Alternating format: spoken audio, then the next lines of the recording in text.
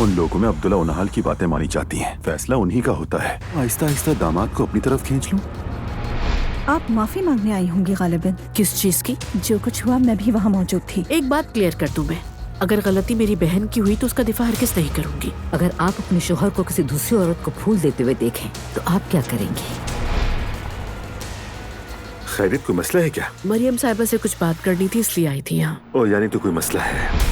उसके दरवाजे तक चले गए फूल देने। कैसी हो दुआ?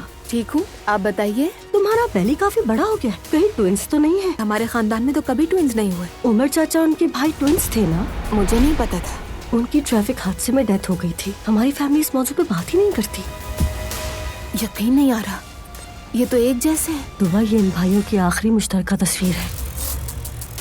एक खबर है मेरे पास।